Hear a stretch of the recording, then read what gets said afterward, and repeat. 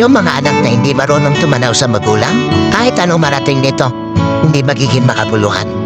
Kahit sinasabi natin na di naman obligasyon ng mga anak ang magulang, yes! Pero ang sabi ng Panginoon, honor your parent. At kasama dun sa pag-honor na yon, yung merong kang kayang gawin para sa kanila, ginagawa mo.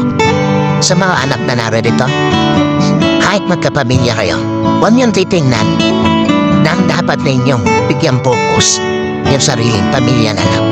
Hanggat nabubuhay ang mga magulang ninyo, iparamdam ninyo na kaya ninyo silang i-honor in all aspect ng buhay.